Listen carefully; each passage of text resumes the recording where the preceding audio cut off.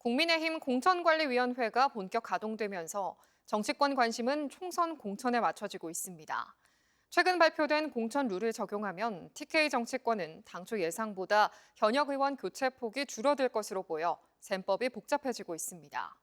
여당의 사무총장이자 공천관리위원을 맡고 있는 장동혁 의원을 황상현 기자가 만났습니다.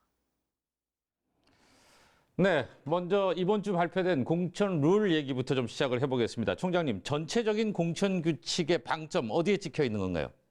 변화와 안정의 균형, 그리고 본선 경쟁력을 갖춘 후보를 낼 수 있는 이기는 공천, 그런 기준을 세웠다고 말씀드리겠습니다. 당초 비대위가 출마하면서 TK 지역에서는 대대적인 물갈이를 전망했었는데 지금 발표된 공천 룰을 적용하면 대폭 낮아질 것 같은데 어떻게 보세요? 교체를 하더라도 어느 지역을 염두에 두고 저는 교체를 한다는 생각은 없습니다. 이것은 모든 국회의원에게 똑같이 적용되는 것이고 하위 10%를 컷오프하고 또 10에서 30% 구간에 있는 분들에 대해서는 경선 득표율의 20%를 감산하게 됩니다.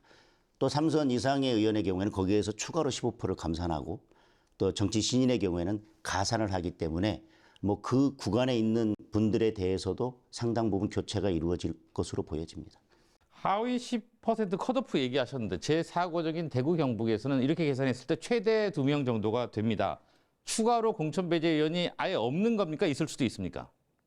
기준에 의한, 다시 말씀드리면 경선했을 때 감산해서 경선에서 탈락 경우는 있겠지만 지금 하위 10% 컷오프 기준 외에 누군가를 뭐 강제로 컷오프하거나 뭐 그럴 지금 계획이나 그런 논의는 전혀 없습니다.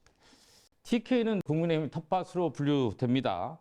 그 25개 선거구 전체가 경선인가요? 아니면 전략공천 혹은 단수공천이 있을 수 있는 겁니까?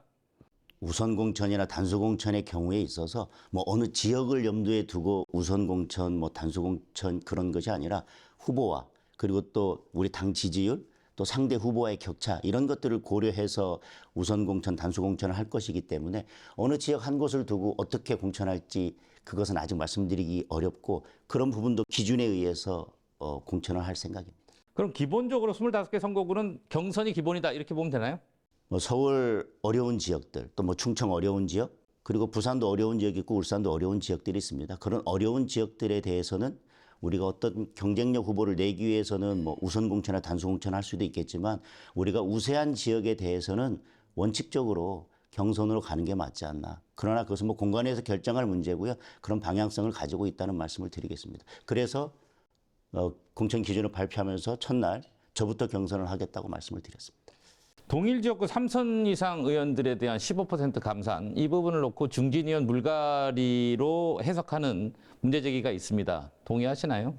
중진 의원 물갈이라기보다는 동일 지역에서 3선 하신 분들은 조직과 인지도 면에서 정치 신인에 비해서 월등하게 앞섭니다. 그 장벽을 조금 낮추고 정치 신인에게는 가점을 주면서 조금 더 발판을 맞춰서 공정한 경쟁이 되도록 하려는 차원이라는 말씀을 드리겠습니다. 자, 끝으로 대구 경북 지역 공천 심사 계획 어떻게 잡고 계세요? 지금 가장 늦어질 것이다 이런 전망들이 나오고 있는데. 뭐 어느 지역을 늦게 하고 먼저 하고 뭐 그런 것보다는 저희 접수받고 면접하고 그 순서대로 할 거고요. 또 상대 후보나 여러 상황들을 고려하면서 뭐 이것은 뭐 전략의 문제이기도 하니까요. 단순히 시기의 문제가 아니라 전략의 문제이기도 하기 때문에 여러 사정들을 고려해 가면서 공천을 하겠습니다. 네, 오늘 바쁘신데 이렇게 인터뷰해 주셔서 고맙습니다. 예, 감사합니다.